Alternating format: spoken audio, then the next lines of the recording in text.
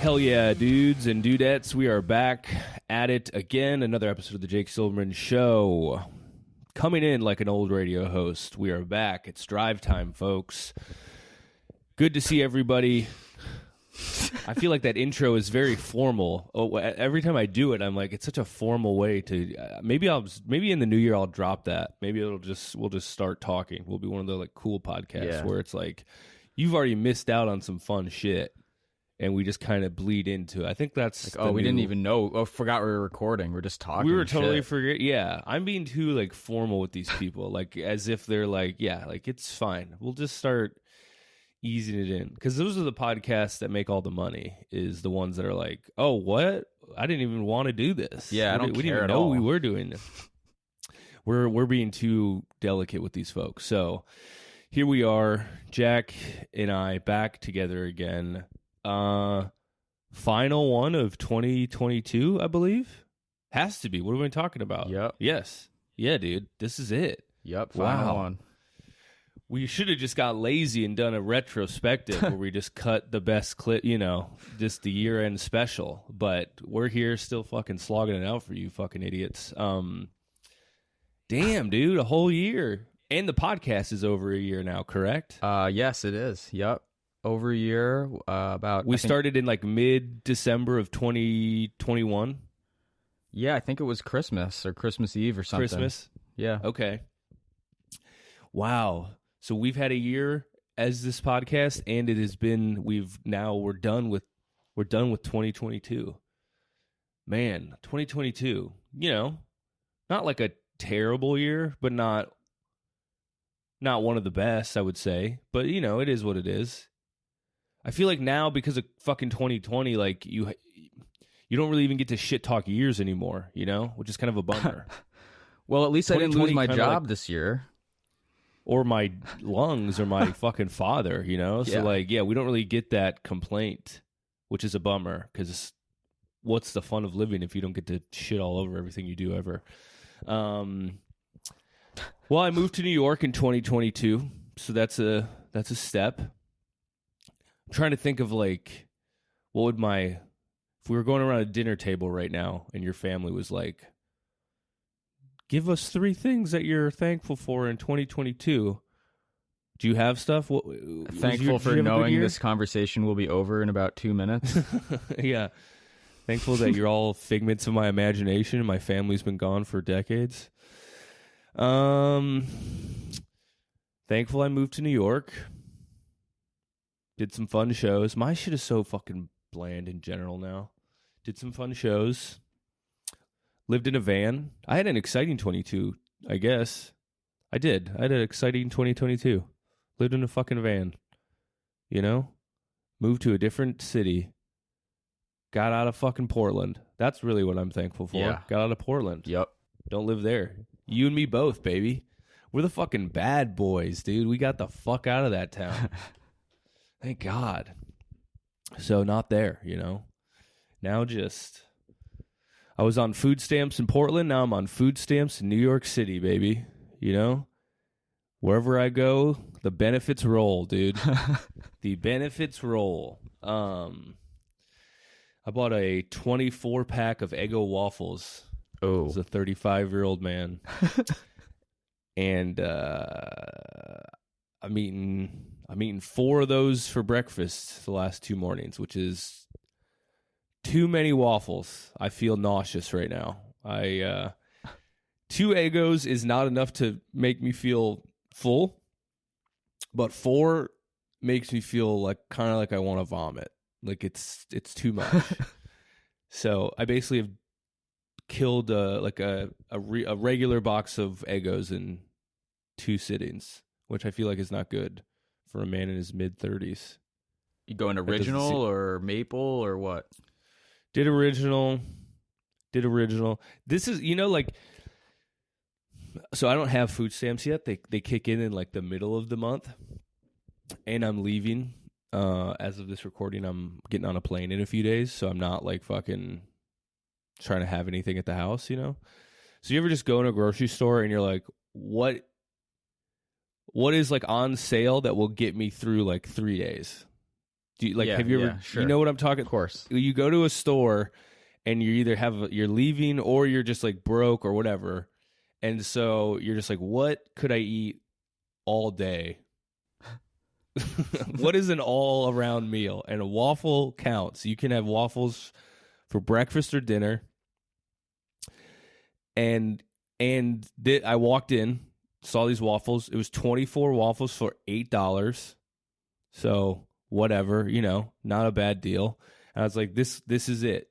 Didn't buy a single thing else. I just walked into a grocery store and walked out like a child would shop if they were going. Like, it's like, yeah, I bought waffles, Ma. Like, that's it. That's what So this is what I did. I have 24 waffles, and I'm down 8.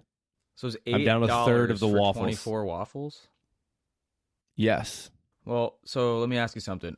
If it's 8 for 24, wouldn't it be more economical to buy like a giant thing of pancake mix and then just mix pancakes? Because that's not that different from waffles, and I bet you could get way more than 24 pancakes worth for $8. True.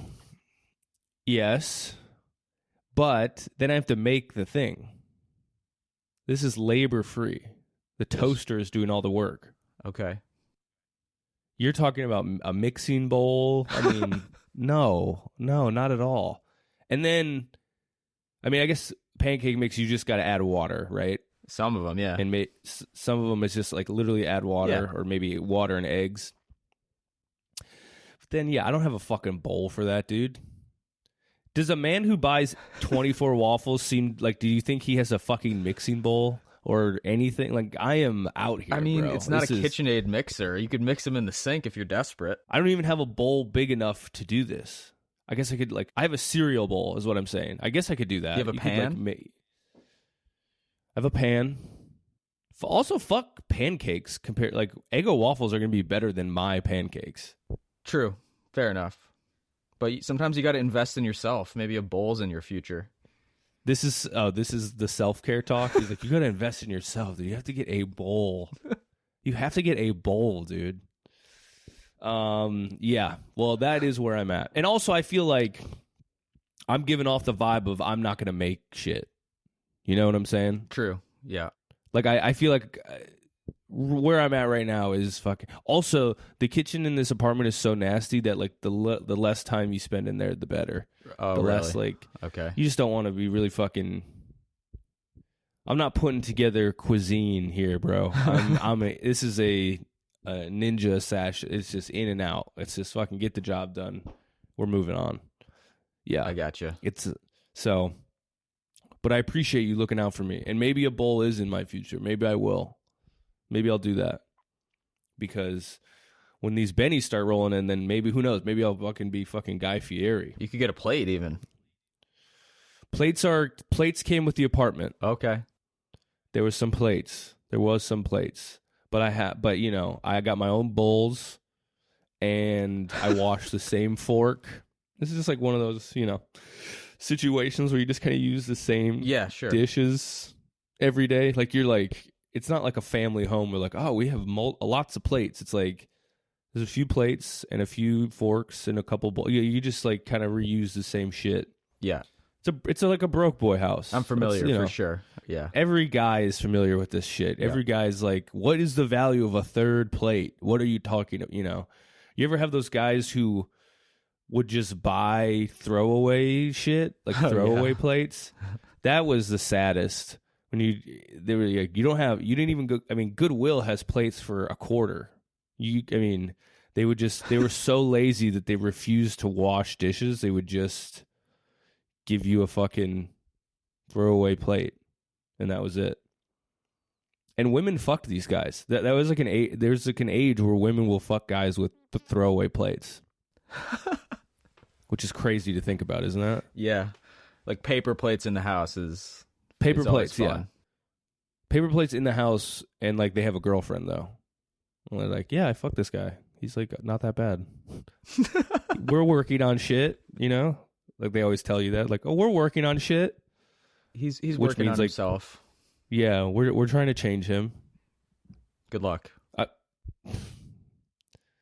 remember I had a girlfriend who was fucking. I found out like a year later that she was like, "Yeah, your shoes are bad. You need to get better shoes." But she was like, "I was attracted enough to you that I overlooked how bad your shoes were." Oh, really? What kind of shoes? She told me that just white Adidas, but they were like, I wore them into the ground and they were dirty, probably. Like they weren't. It wasn't like it was like they had holes in them, but it was just like they were just like ugly, I guess, in her eye. Yeah. She told me that literally the first time I came over, like our first date is like we met up at her apartment and like played beer pong or like and then went out to a bar or what. Yeah, exactly. We played fucking beer pong. Like what great shoes do you fucking want your guy to have if he's playing beer pong at your apartment? But she told me, after we'd been dating for a while, she was like, yeah, when you walked in, I saw your shoes and I was just like, I'm good. She just was like, I'm going to look past that, basically. Which is like wild to me. Is that Evergreen? No, this is in Portland. Okay. This is like my first, this is like, but like, what do you expect? I don't know. I don't know. Shoe critique? I mean, I don't know. And you're like, yeah, just so you know, the first time we met, I really hated your personality, but I was attracted enough to you to look past it until like, now. Everything else was great, though. God damn. Yeah. I guess you have to have good shoes, too. You have to have good shoes. You have to have good everything for these fucking women. It's just they want it all. Great shoes. Tired of this. I mean, whatever. To each their own. They want a well-dressed man. But it was funny because I remember, like, I had to, like... This was, like, when I first moved to Portland. I obviously didn't have a car. I think I got dropped off, like maybe, like, a half mile from her house because my buddy was going to a party, and he was, like, he could get me to, like, basically before he turned, he's like, I can drop you off here, and you can walk. But it was pouring rain out. So it was just, like... I was already coming in fucking, like, wet and, like...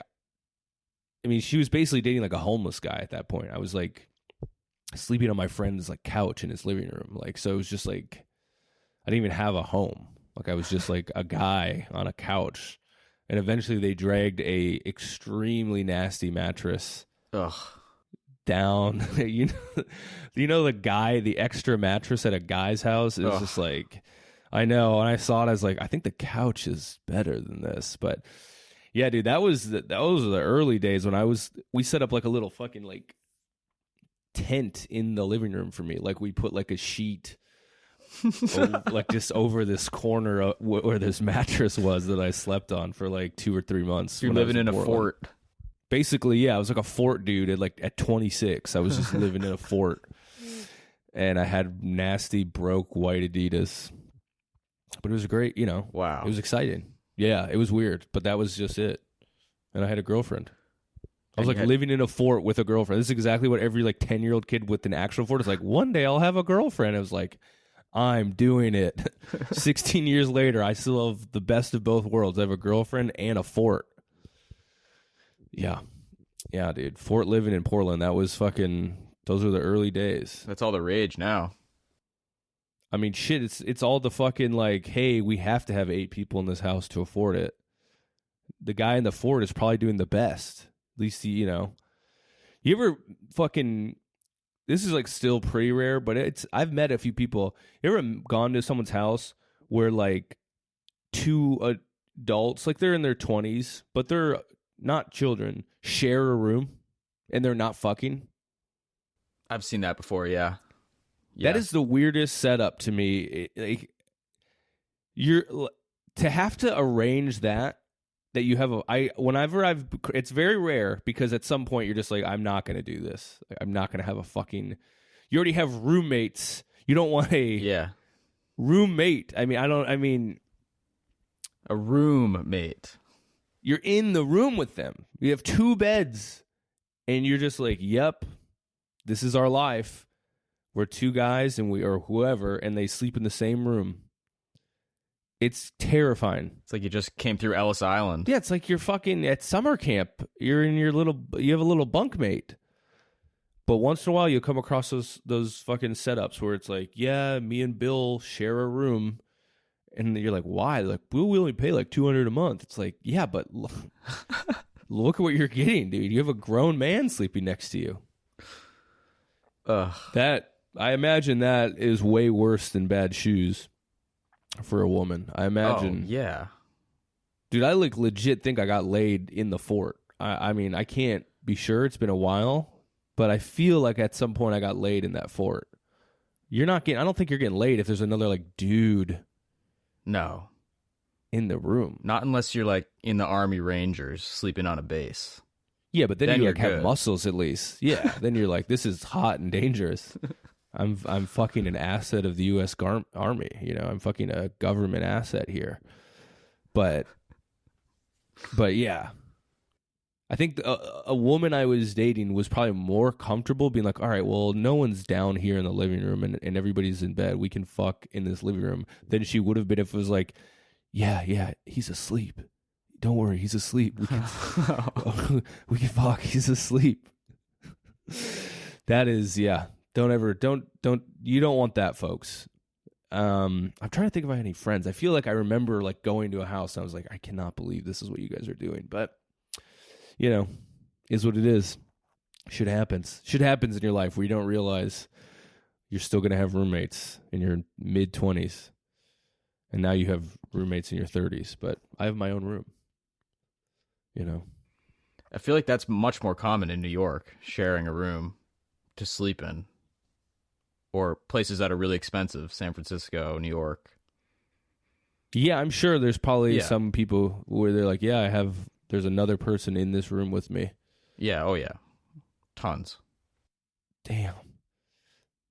I've never done what you've done, actually. I've never just lived with a girl in an apartment, I don't think. I've never just had like I've never done that. That's a big fear of mine. Why? I don't know. It just seems like the end of the road. It always scares the shit out of me. That girl actually who didn't like my shoes, we'd been dating for a few years, and she was like talking about moving in together. And I'll always remember this. I was like very afraid because I really like my own space. I really like my own, like, I got to escape. I got to just be alone for a while. Yeah. That's just like my jam. I got to be alone for a little bit here. And I asked her, I remember when she was like, we were talking about getting an apartment, and she was like, I was like, what would I do if I wanted to be alone? And she goes, I mean, you could just go into the living room. And I was like, this is not going to work. And I don't think we were together for too much longer after that. Because once someone proposes, let's move in together, and the other person's kind of like, I don't really want to, I feel like that is seen as you're like kind of brushing them off. I mean, that's like a big step when someone's like, let's move in together, and the other person's like, where can I be alone? Like, that's like a psychotic answer. It's like, well, I need to be alone for a while. And then it's just what you're looking for isn't lining up. Yes. It's not that you're brushing her off. It's just you're not looking for the same setup that she is. Yeah, but I'm sure it hurt. I'm sure she was like, God, I wanted to live with this guy, and he's just worried about when he can not see me. That's his very first question is, well, when will I not be able to see you, though? Because that's pretty key for me in my life, is not seeing you for a while. I don't know. I mean, because when I'm around you, all I can do is think about you, and I can't get anything done or focus. I just need my own space. Otherwise, I'll go crazy for you. Where am I going to, read the novels, the great American classics, all the sophisticated shit I'm doing? Yeah, I've never done it. And, the way this 24-pack of Eggos is going, I don't see any update to that resume anytime soon. I don't see a woman kind of flying in here being like, it's time to rescue you, bud. Here's some pancake mix. Let's do this. Yeah, I'll make you some fucking pancakes. Yeah, I haven't done it, and just a little bit of a fear of intimacy, probably. Who knows? But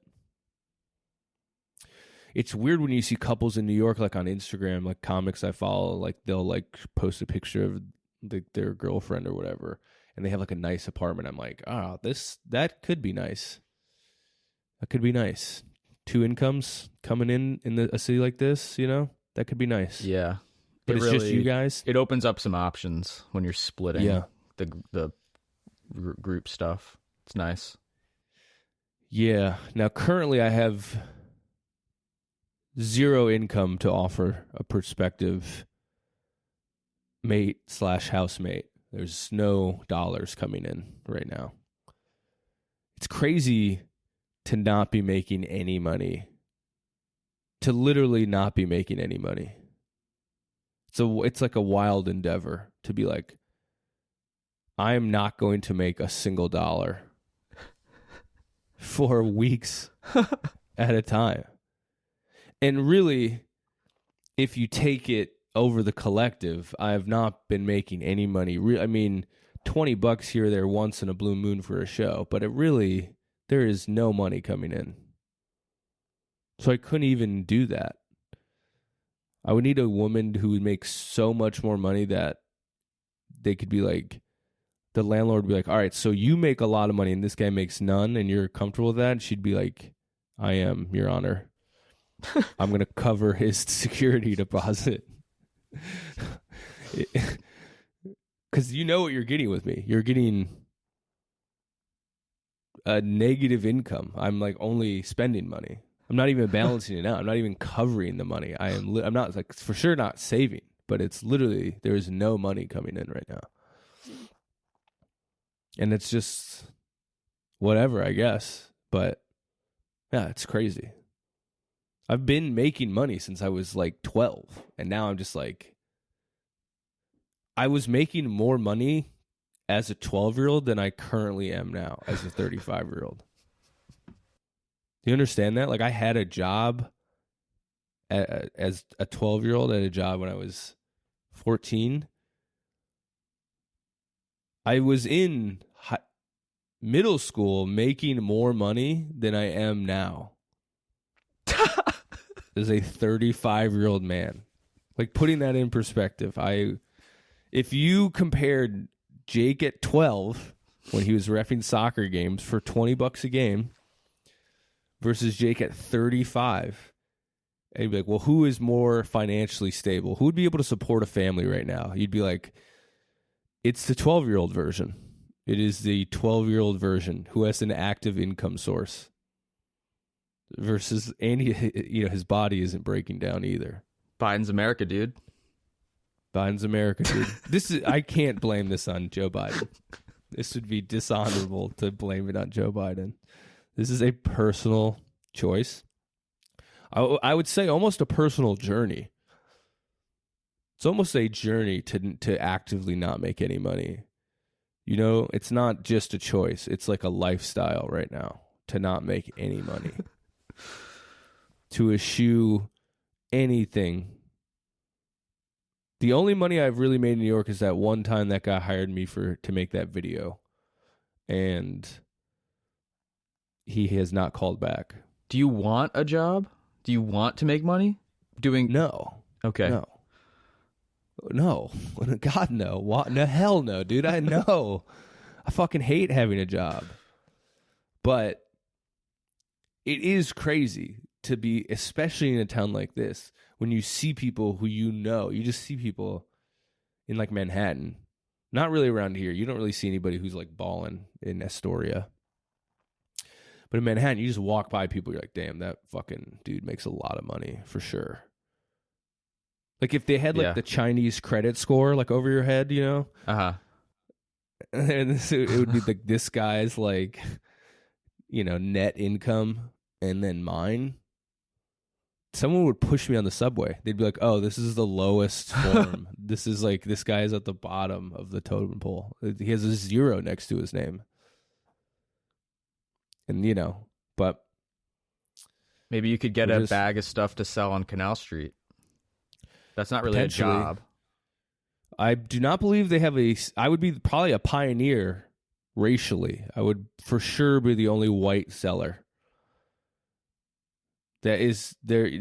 That is a barrier that whites might have to break. One of the few racial barriers that whites might have to break in this society is selling fake/stolen Gucci on Canal Street. Because it is only POCs. That is a POC dominated industry down there. It would be weird if it was like, it's like all these like African immigrants and all these Asian ladies, and then it's just like, hi, I'm Jake. Good to see you guys. Welcome to my shop. Sell golf shirts and khakis. It's a tarp. Maybe the whites would be more comfortable with me. They'd be like, hey, he's one of us.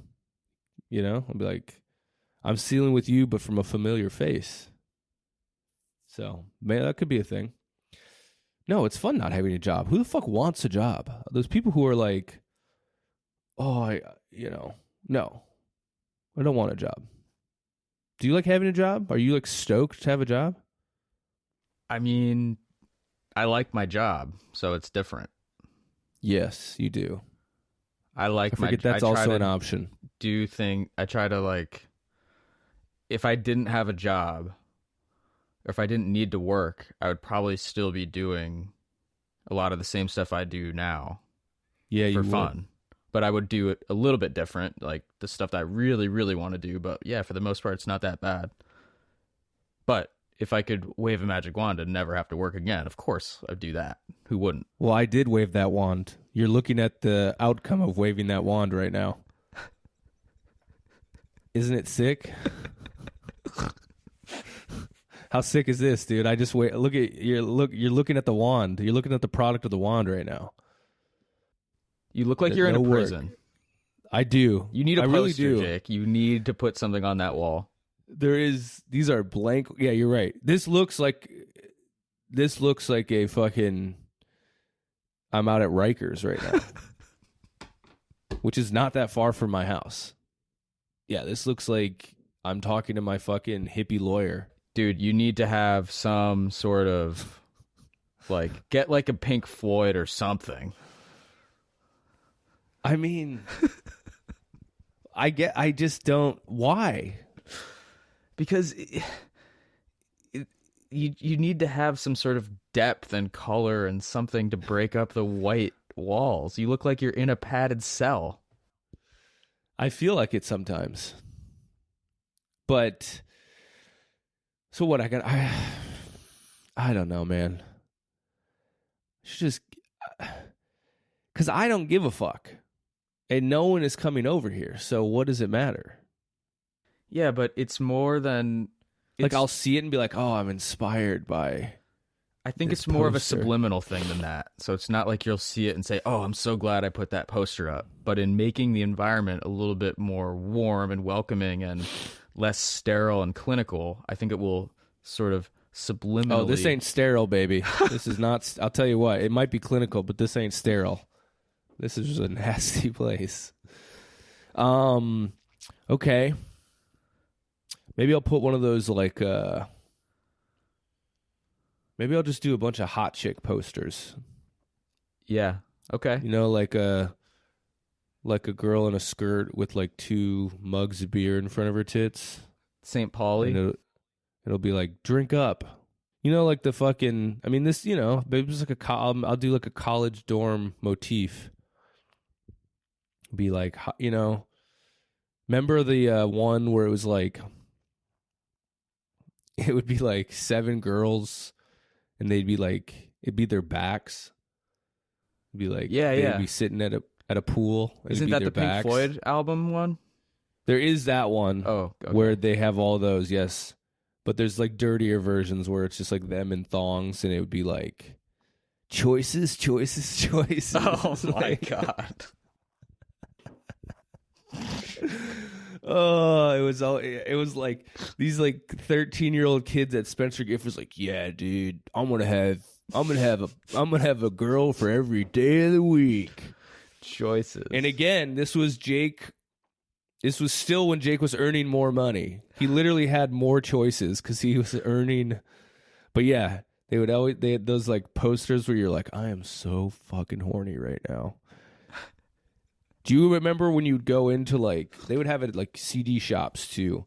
They would have like the poster. Oh, of course. Yeah. You know, it was like they were in plastic and you would move them like it was in like, yeah. And dude, that was like probably the coolest thing at the time as a kid, because it was all this shit that you couldn't. This is also pre-internet. So it was literally like, I'm going through puberty, and then you're like, I've heard about drugs, I know about girls, and then I like Bart Simpson, and you know, like it was like, it was like kid humor, drug, like it wasn't even drug, it was just weed. Bob Marley. Like, or like a pot leaf. Yeah. And you're like, dude, this is, and then it was like, and then like the last third of it was just like hot chicks. That's all you needed, really.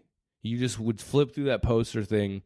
And if there were people around, you kind of had to pretend you weren't looking at the girls. You were just like, oh, totally, it's fucking, it's Kevin Garnett. I love sport. You know, you'd have to pretend like, oh, hell yeah, dude.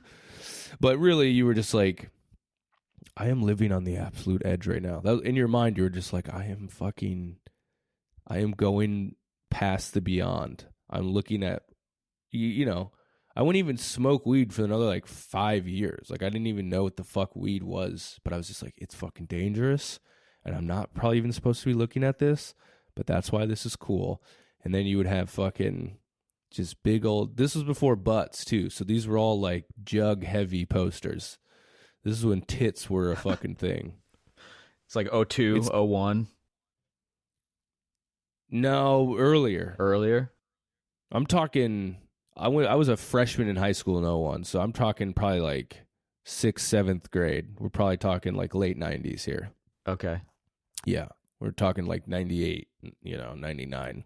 You flip through the pages and it's like they stack up at the end. It was so fun. And then they had the beaded porn section in some of them. You go through the beaded curtain, and like that was the move, where all of a sudden you happen to have an interest in whatever fucking CDs they were selling right next to the beaded curtain. You were like, oh yeah, I've always wanted the new Enya album. And then you're just fucking doing that thing where you're just squinting, trying to see like a fuck. You would always hope that a guy would walk out, basically.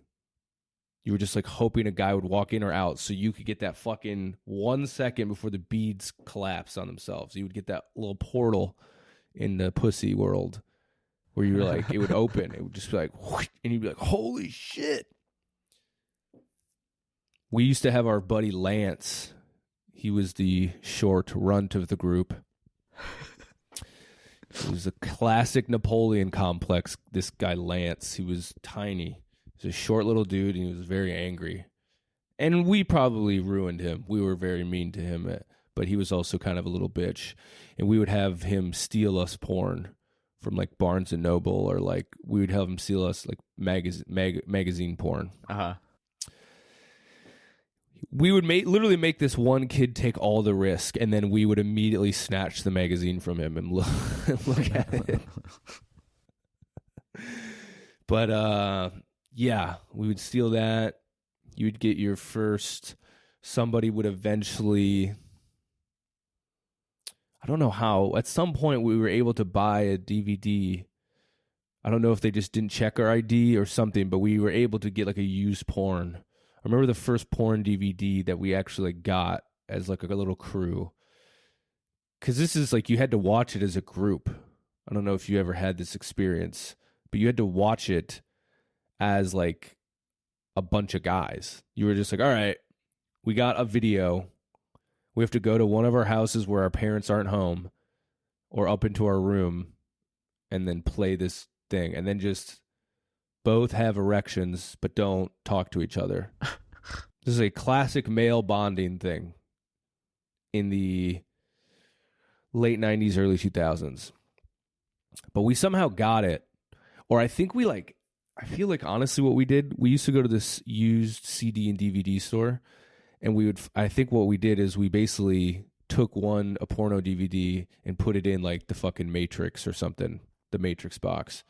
And for some reason, this guy didn't check. But I remember it was like witch porn. It was just like weird, like kind of goth girls. So we didn't even get like all American blondes. It was just like, you know, I just remember they were like witches. And it was just me and my buddy sitting in his room watching this on like his PlayStation 2. And then you both have like a pillow over your crotch and you're like, this is the greatest day of our lives. This is the sickest fucking thing. And then that's it. And you're like, all right, well, we watched those people fucking. Now let's go play football. You know? Or you would just play a game. You would just like, all right, well, we've seen enough porn. Let's play NBA 2K and just fucking rock out for a little bit up here. This seems like these are foreign experiences to you. Did you not have this like group porno thing? No, I never did that. I was a little bit... You never did this? I'm 32. So I'm 3 years... I was a freshman in high school in 2005. So internet porn was kind of your gateway? We had the magazine in the woods a couple times. Yeah. Classic. We didn't have woods in our place, but we did find one time in the like in an alley. We found a fucking penthouse. Someone just wings him out the window. It was weird. It was like in this puddle, but we like saved it, and we were just like, and I think it was actually puddle of what? It was Penthouse Letters, which I remember we had to read it, which was Penthouse Letters only had like a few pictures, but it was like written erotica. Ugh. So you had to like read, which was still for us, we're like, this is so hot, you know, but it was like you have to read about a guy fucking a woman and then see like one picture. But yeah, I guess I maybe that 3-year age difference did make, because yeah, like we didn't even have like trying to think if we had like a computer that we could use even, you know, like there just wasn't like a really like, you weren't doing like at a certain age you were like, we had a computer in the basement. Yeah.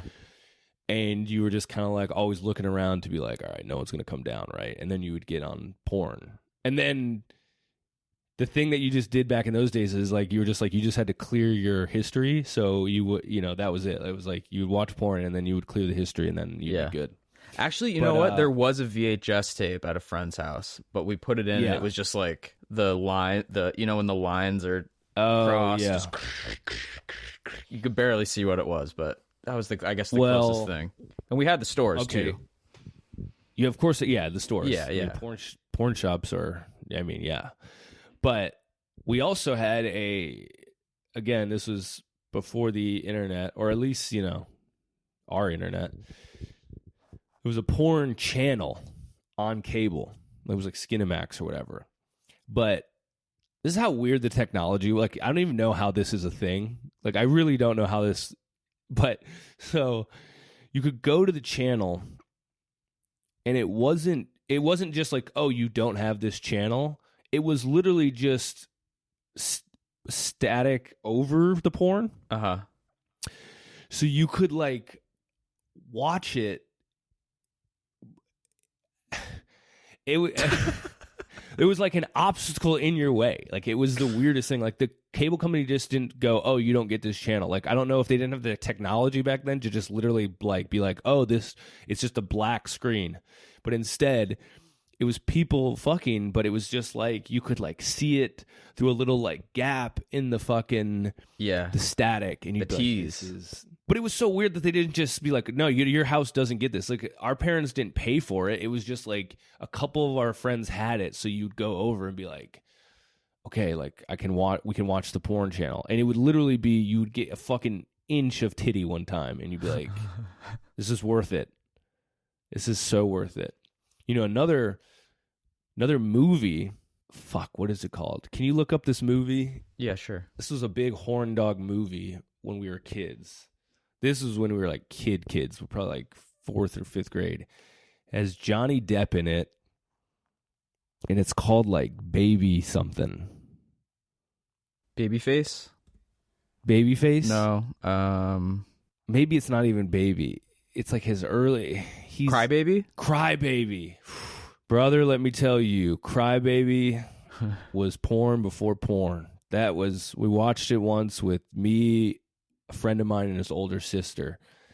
and it's just like, read the fuck. It's like he's like a bad boy on a motorcycle. Yeah. Crybaby is a 1990 American teen musical romantic comedy film written and directed by John Waters. It was the only film of Waters. Okay, so first of all, John Waters is a notorious like you know John Waters, right? Yeah, the mustache guy. Weird old gay mustache man. Yeah. And he makes a bunch of weird movies. He's like, that's his whole thing. It's like camp. That's his whole thing. 1990, by the way, I would have been 3, and I probably watched this when I was like 8. I mean, it was young. It was very young to be seeing this shit, probably. But okay, so continue. The film stars Johnny Depp as a 1950s teen rebel, quote, crybaby, Wade Walker, and also features a large ensemble cast that features a bunch of people here. Huge ensemble cast. The film centers on a group of delinquent youth who refer to themselves as, quote, drapes, and their interaction with the rest of the town and its other subculture, the, quote, squares, in 1950s Baltimore, Maryland. Crybaby, Walker, a drape, and Allison, a square, disturb Baltimore society by breaking the subculture taboos and falling in love. The film shows what the young couple has to overcome to be together and how their actions affect the rest of the town. Yes. Well, I don't remember this whole story. I'll tell you what I do remember is at one point, I think they show some titties, and somebody walks by the titties. I think she shows her titties to Johnny Depp, some lit girl, and he walks by, and then another girl goes, he wouldn't touch your titties with a 10-foot pole. And there was a lot of like humping, and his movies can be pretty sexual, John Waters. A lot of humping, a lot of fucking, grinding, very horny stuff. I remember it was such a fucking sexy movie that we actually watched it one time. The credits rolled and we just rewound it and watched it again. That's how horny we were for it. Dude, I might have to watch Crybaby. I haven't seen it since I was a kid, but dude, I remember being rocked up for that shit. So hot. Now it would probably suck. The way you described it, it sounds like an awful movie. Like a romantic musical teen comedy. Fuck that. I would never watch a movie like that. But dude, he had like a motorcycle. He like banged a chick on a motorcycle, I think. It was very sexy. There's a scene where he's playing guitar in front of the Confederate flag. And then that girl's taking off her underwear in the crowd. Yeah. And he's loving it. Dude, it's very hot for a 6-year-old, I guess, or whatever. Probably fucked up my brain. Old Crybaby, dude. I feel like every kid or every person has that movie where you're like, whoa, I saw this at a certain age. I don't know. Do you have a movie? Not really like that, but I remember there was something on TV that absolutely scared the living shit out of me, and I've been trying to figure out what it was. Oh, I had a couple of those. Where you get way too scared too early, like genuinely terrified for a while, and I can't find out what it was. It was like something. This guy comes into this old indoor pool that's got like the lights are all dim, and then he's walking around the pool, and something just jumps out of the water and pulls him in. Damn. And it was on, I think it was a kid's show. But yeah, some of those kids' movies will fuck you up. The kids shit has changed, dude. It used to be, you used to have a little more leeway and you could just be scary. I had one, I remember it was like a Lifetime movie, but it was this fucking, they had this fucking, they adopted this little girl and she turned out to be like evil. And she would like hide knives in her teddy bear. Kids, like Chucky fucked me up, and like kids, evil kids, I always scared the shit out of me. Yeah. And I remember I was in like elementary school because I watched that movie, and then the next day, I used to go to like basketball camp. Be like it would be in Minneapolis, but you would stay at the University of Minnesota College dorms. So you would stay there for like a week, and it would have been more fun, but I never had anybody to go with. Like, none of my friends would ever go, so it would just be me, and you'd have to meet new kids. Yeah. And for some reason, I went to this 2 years in a row. I can't remember if it was the first one year I had watched this fucking movie, and then the day later I had to go to this camp, and for some reason they didn't have anybody for me to bunk with, so I had my own college dorm room, and God. I was so fucking scared. I just like cried, and they let me sleep on the floor of these other kids' room, which was so embarrassing. I just like was terrified that this little fucking Chucky girl was going to be in my room. But the next year I went, and I again went by myself, so they roomed me with this kid. And, these are kids who were coming from all over the state to play and do this camp. It wasn't just in the Twin Cities. So there was like some fucking hicks, these little country bumpkin kids. And I remember I stayed with this kid. He was a redheaded kid. And he was nice, but at some point he told me that all the Jews were going to hell. Because he was a big Christian, farm kid, whatever.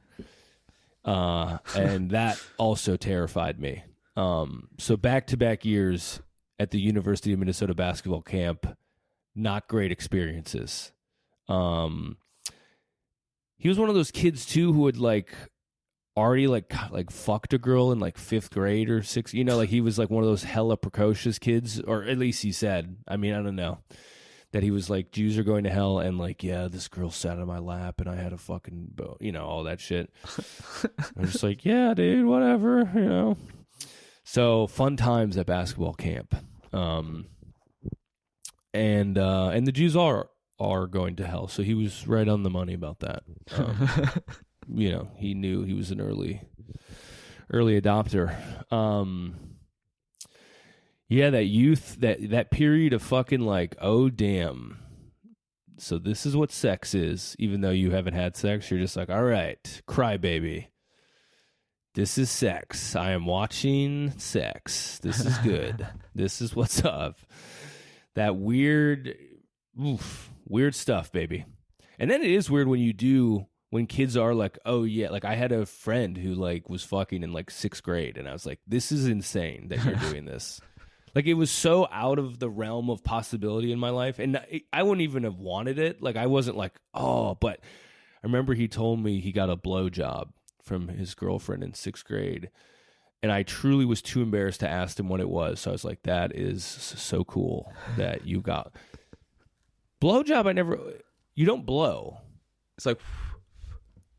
I literally was like, what do they do to you? What is a I couldn't even imagine what a blowjob was. And then you eventually have to kind of just be quiet for a while and listen and be like, all right, the context here has something to do with her mouth on his dick. That's what I'm picking up here.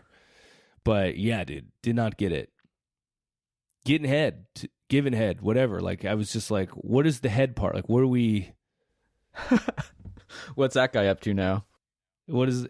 Oh, I don't know. His dad owned a bird shop near our house. Oh, what? He sold bird supplies, parrots and bird really? seed. And, yeah. Yeah. His name was Ian. He was a Slipknot kid. Oh. Yeah. And his girlfriend was not particularly attractive. I remember. I'd be like, oh, okay. Did you give him that goth video you stole? I did not. Ian was the kid who kind of turned me on to we're gonna swear now. This was okay. I'm 6th grade. I met Ian, and I was like, yeah, guess what? I say fuck all the time now. Fucking sucks.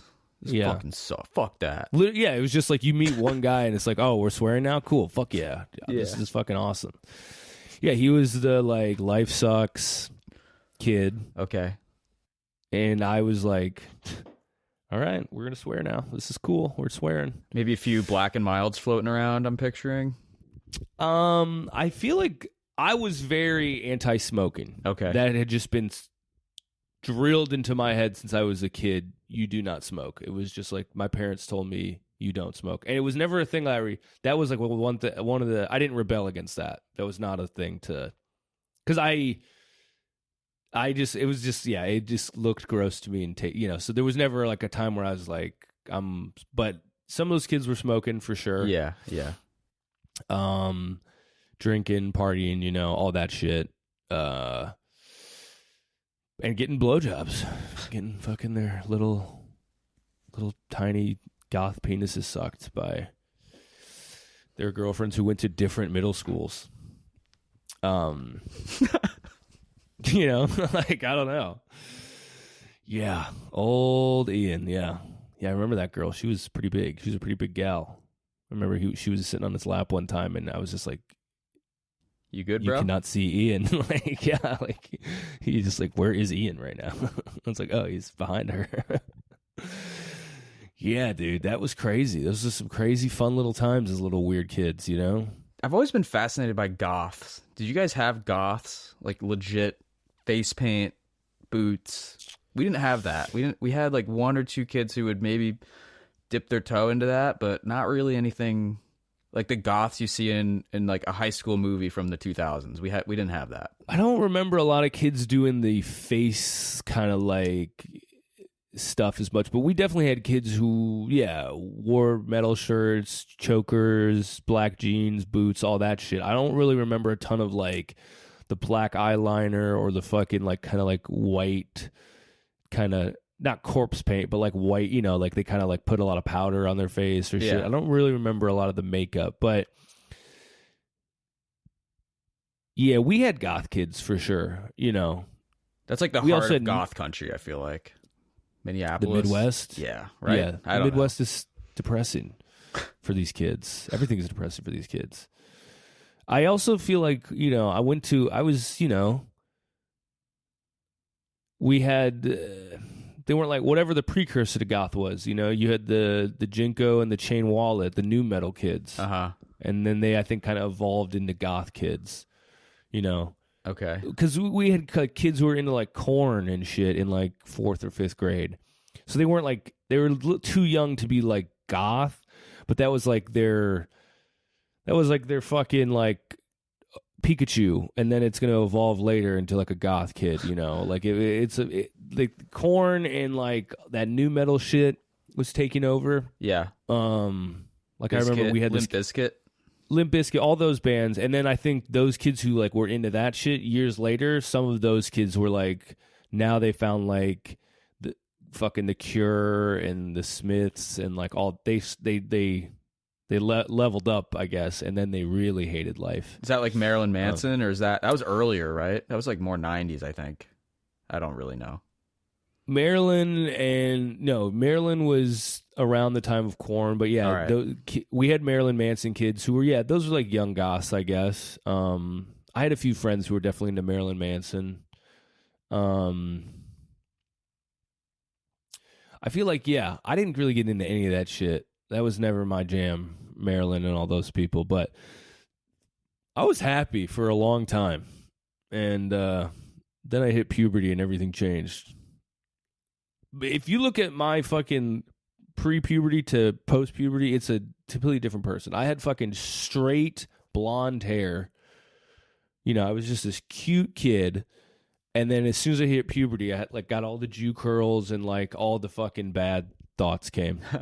It was literally like, it's all good to like, oh fuck, it's not all good. It was just that fucking couple year window. I mean, if you see pictures of me as a child, there's not a curl in my hair. It is like straight. I just had a fucking straight, perfectly straight blonde hair. And then puberty hit. I bet you if I looked back at my class photos, 1 year it would be straight, and the next school year it was like, oh, there's like he has like Jew curls now, and like it's I mean, I guess I never even let it grow. I had the fucking, you know, we all did the flip like this. So that I probably didn't even let it grow long enough to really curl like it does now. But then I was like, oh, life sucks all of a sudden. So I don't know. It was like between like 6th and 7th grade, I feel like. It was just like, all right, I've changed.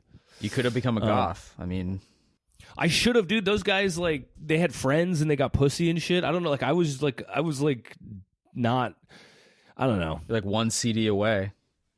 Yeah, but that shit is like, you had to be part of the whole thing. You know, you have to be like part of the crew, I guess. I think I was wary of the crew. Yeah. Even though I also wanted to be in a crew. I should have done something. I should have just gone. I wish I had just gone with something like, all right, I'm a goth. I don't even care if I believe in this shit. I'm just into it right now. Who cares? That's the years you should be exploring. You should just be doing whatever you want. You shouldn't be fucking worried about that shit. You should be like, yeah, I'm a goth now. I don't give a fuck.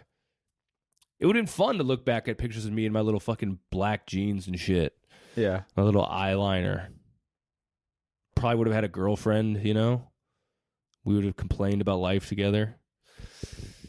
Eating Totino's pizza rolls, you know? It would have been fun. But I didn't do it. I didn't join any of the fucking crews, you know? So I was an outsider. But hey, who cares? Looking back. Well, I'm going to be in Minneapolis. Maybe I'll roll by my old... I always do that. I always do the fucking like, I'm going to go drive by my old schools because I live by two of them. I live by my elementary and middle school. It's not too far from my house. Sometimes I end up driving by. I'm like, man, look at that. Look at all these years out there. And maybe I'll go by my old high school too. Just do the whole Jake Silverman Minneapolis tour, K through 12, baby.